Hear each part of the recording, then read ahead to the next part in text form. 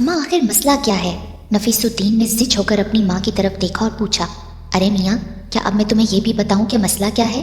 दादी जान ने गुस्से से अब्बू को घूरा। नफीसुद्दीन एक बड़े वकील थे, मगर घर में दादी के सामने उनके दलाइल अमूमन कमज़ोर पड़ जाते थे। अब वो एक बड़ी हवेली खरीदना चाह रहे थे, मगर दरमियान में दादी जान हायल थीं। अम्मा, घर बड़ा अच्छा और कुशादा है, और सबसे बड़ी बात यह है कि कोड़ियों के मोल मिल रहा है। बस अगर कुछ ख़राबी है तो वो ये कि ये ज़रा पुरानी तर्ज का है, लेकिन अगर दूसरे जाविये से देखा जाए तो एक मुकम्मल आर्ट पीस है। अबू जान ने एक दफ़ा फिर से मजबूत दलील दी। असल में तुम जो बातें इस मकान के हक़ में कह रहे हो, मेरे नज़दीक वही उसकी सबसे बड़ी खामियां हैं। कैसे अम्मा जान, खामियां कैसे?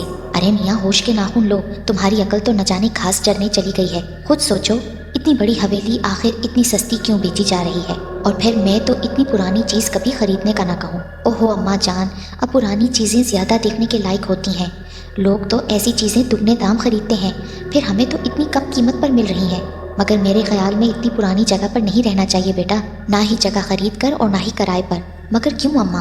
बेटा, पुराने मकान जिनके बारे में इल्म ना हो कि ये किसने बनाया, कौन वहाँ रहा और क्यों खाली कर गया, जब तक ये सारी बातें अच्छी तरह मालूम ना हो जाएं, ऐसी जगह को हासिल करना सरासर नुकसानदेह साबित होता है।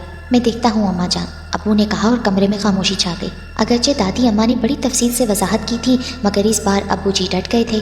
उन्होंने पहली दफ़ा दादी अम्मा के खिलाफ जाकर कोई फैसला लिया था। हम सब इस बात पर हैरान थे। दादी अम्मा ने अलबत्ता खामोशी इख्तियार कर ली थी। हवेली के मुकम्मल कब्जे के बाद हम लोग वहाँ शिफ्ट हो गए। हवेली आबादी से ज़रा हट कर थी, इसीलिए काफ़ी पुरसकून माहौल था। मगर ये सुकून, ये खामोशी आने वाले तूफ़ान का पेश खैमा साबित हुई। हुआ यूँ कि बड़ी आपा अपने 2 बच्चों के साथ कुछ दिन रहने के लिए हमारे यहाँ आई। मैं अपनी दोनों भांजियों के साथ सारा दिन खेलती रहती। उस दिन फिर हम छुपन छुपाई खेल रहे थे कि मैं अपने दोनों भांजियों को तलाश करते हुए हवेली की ऊपर मंजिल में चली गई। हम जब से यहाँ आए थे, घर की ऊपरी मंजिल बेआबाद ही थी, किसी ने भी वहाँ जाने की जहमत ना की थी। मगर अब जब मैं ऊपर आई तो मुझे कुछ गैर मामूली पन का एहसास हुआ। मेरे कदम गैर इरादी तौर पर आगे ही आगे बढ़ने लगे कि अचानक मेरी दोनों भांजियां मुझसे लिपट गईं। अरे, तुम लोगों ने मुझे फिर से पकड़ लिया, मैंने खुशगवार लहजे में कहा तो वो बोली, आनी चलो यहाँ से। अरे चलते हैं, क्या हुआ? मैंने कदम आगे की तरफ बढ़ाते हुए कहा तो वो दोनों मेरी टांगों से लिपट गईं। अरे हुआ क्या? मैंने हैरत से उन्हें देखा, बल्कि गौर से देखा। उनका तो रंग सफ़ेद पड़ रहा था। मैं ये देखकर घबरा गई। मैंने उन दोनों का हाथ थामा और उन्हें लिए नीचे चली आई। नीचे आते ही उनकी हिम्मत जवाब दे गई और वो बेहोश हो गई। मैंने ये देखा तो चीख उठी। मेरी चीख पर आपा, दादी अम्मी और अम्मा भागती आ गईं। हाय, क्या हो गया? दादी अम्मा ने सांस दुरुस्त करते हुए पूछा, जबकि आपा अपनी बच्चियों पर झुकी। बच्चियों का सफ़ेद पड़ता रंग देखकर वो चिल्लाईं, क्या हुआ इन्हें? उन्होंने मुझसे सवाल किया तो मैं हकलाते हुए बोली, आपा मुझे नहीं पता। ओहो आपा, ये सवाल बाद में कर लेना, पहले इनको उठाओ तो अंदर ले चलो। मैं तुम्हारे अब्बू को फ़ोन करती हूँ, वो किसी डॉक्टर को अपने साथ लेकर आए। अम्मी ने गुस्से से मुझे बोला तो मैंने और आपी ने बच्चियों को उठाया। अब्बू जब तक डॉक्टर को लेकर आए वो होश में आ चुकी थी। डॉक्टर ने उन्हें चेक किया और फिर कुछ दवाएं देकर चला गया। हम सभी परेशान थे कि आखिर ये क्या हुआ, मगर वो दोनों कुछ ना बोली।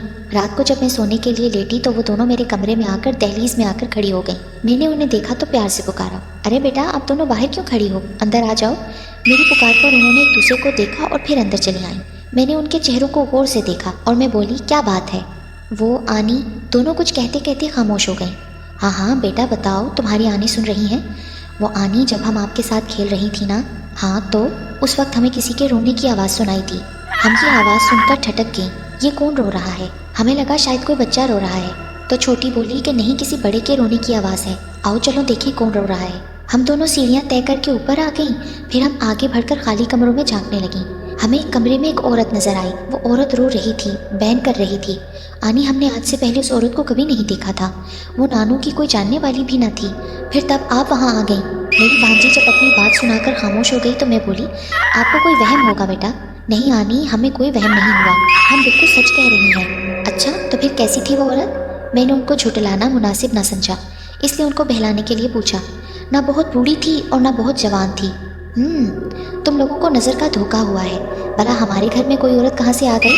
फिर अगर वो रो रही थी तो हमें क्यों ना उसकी आवाज़ सुनाई थी? पता नहीं आनी, आपको क्यों नहीं सुनाई थी? बहरहाल वो दोनों बच्चियाँ थीं, इसलिए जल्दी सारी बात को भूल कर खेल तमाशों में लग गई। मैं भी इस बात को भूल गई और आने वाले दिनों ने कुछ मसरूफ़ कर दिया।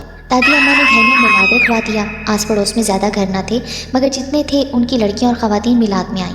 میلاد ختم ہونے کے بعد لڑکیاں ادھر ادھر گھومنے لگیں اور پھر انہوں نے پروگرام بنایا کہ اوپری منزل پر جا کر ذرا دیکھنا چاہیے کہ آخر اوپر سے ارد گرد کا منظر کیسا نظر آتا ہے۔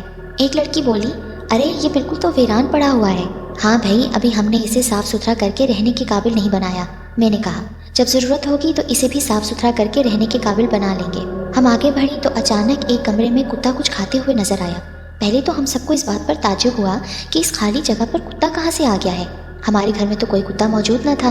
پھر جب ہم سب نے غور سے دیکھا تو ہماری تو سٹی گم ہوگی۔ کتے کا نوالا ایک انسانی ہاتھ تھا، کسی بچے کا ہاتھ، اور کتا اسے نوچ نوچ کر کھا رہا تھا۔ یہ دیکھ کر ہم سب ایسی خوفزدہ ہوئیں کہ الٹے پیر واپس بھاگیں۔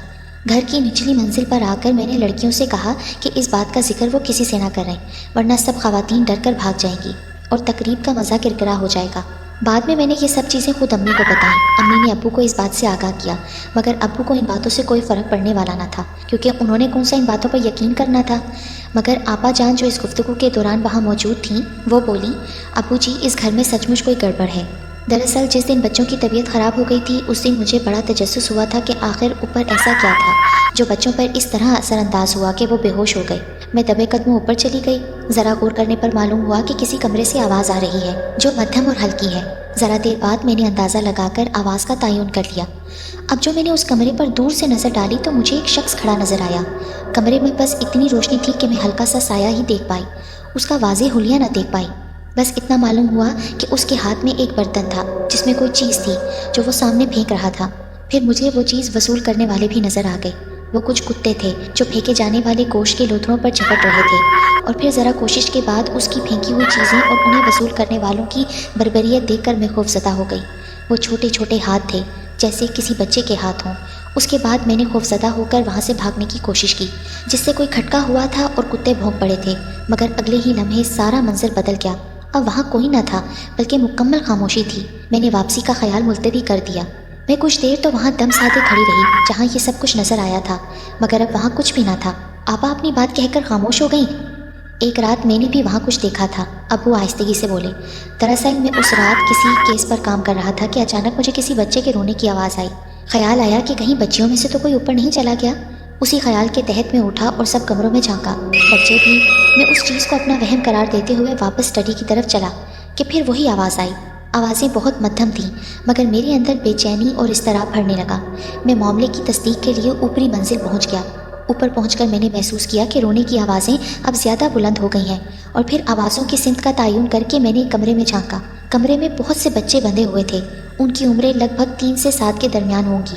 ان بچوں پر تشدد کیا گیا تھا، جس کے نتیجے میں وہ زخمی تھے۔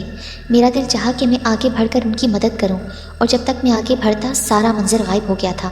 میرا وہاں رکنا اب مناسب نہ تھا۔ میں نیچے آ گیا، مگر میں سمجھ چکا تھا کہ یہ کوئی آسیبی معاملہ ہے۔ اچھا، اب جب یہ ثابت ہو گیا ہے کہ یہ حویلی آسیبی ہے تو اب ہم یہاں نہیں رہیں گے۔ ابو کی تمام باتیں سننے کے بعد امی نے کہا، مگر نہیں، کیا نہیں؟ کیا بچوں کے ساتھ اب ہمارا یہاں رہنا مناسب ہے؟ تم ٹھیک کہتی ہو، مگر اتنی آسانی سے کیسے چھوڑ دوں؟ مگر صبح اماں سے مشورہ کرتا ہوں، اب سب سو جاؤ۔ ابو نے حکم دیا تو ہر طرف خاموشی چھا گئی۔ صبح ابا واک کر کے واپس آئے تو دادی جان کے کمرے میں چلے آئے۔ ہم سب کو بھی بلا لیا۔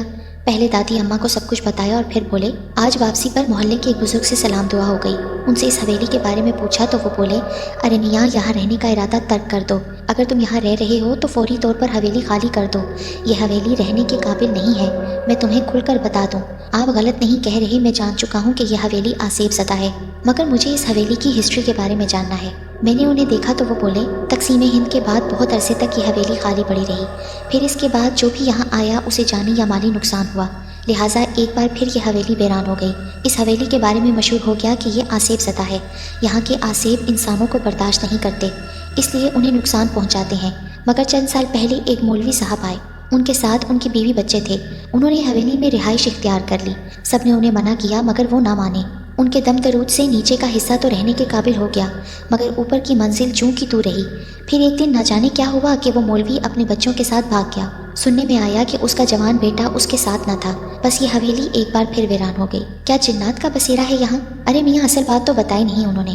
وہ مولوی جاتے جاتے ایک خط حویلی کے دروازے پر چپکا کر گیا تھا، جس پر لکھا تھا، یہ حویلی ایک انگریز فوجی افسر کی تھی جو کہ بہت ظالم تھا، اس کے ظلم کی انتہا یہ تھی کہ وہ اپنے بہت سے شکاری کتوں کے ساتھ اس حویلی میں رہتا تھا۔ اپنے کتوں کے لیے وہ غریبوں کے بچے اٹھا لاتا اور ان کو اذیتوں بھری موت دینے کے بعد ان کے ٹکڑے کتوں کو کھلاتا۔ آج بھی ان سب مرنے والے بچوں کی روحیں اس حویلی میں روتی ہیں۔ ایک دفعہ وہ کسی بیوہ کا بچہ اٹھا لایا۔ وہ بیچاری روتی بلکتی حویلی آئی مگر کبھی واپس نہ گئی۔ اس کی روح بھی یہاں روتی ہے۔ اس انگریز کا ظلم جاری تھا کہ تقسیم کا شور اٹھا، ہر طرف لہو لہو ہو گیا۔ کچھ دل چلے اس افسر کی حویلی میں گھس آئے اور اسے موت کے گھاٹ اتار دیا۔ اس کمبخت کی لاش اسی حویلی میں سڑتی رہی۔ اس کے کتے بندھے ہوئے تھے، اس لیے بھوک سے مر گئے، مگر وہ سب آج بھی یہاں ہیں۔ اس بزرگ نے مجھے یہ سب کچھ بتایا اور پھر حویلی خالی کرنے کی تاکید کرتے ہوئے چلا گیا۔ ابو خاموش ہو گئے تو دادی اماں بولی، میں نے پہلے ہی کہا تھا کہ مت لو یہ حویلی، مگر خیر اب صبح میں پیر صاحب سے بات کرتی ہوں کہ کچھ کریں، تب تک ہم کسی اور جگہ شفٹ ہو جاتے ہیں۔ جی اماں ٹھیک ہے، ابو نے سعادت مندی سے کہا۔ یہ حقیقت ہے کہ کسی بند مکان کو لینے یا رہنے سے پہلے اس کے متعلق چھان بین کر لینا چاہیے۔ جب تک اچھی طرح معلومات نہ ہو تو ایسی جگہ کو حاصل کرنا سراسر نقصان دہ ہوتا ہے۔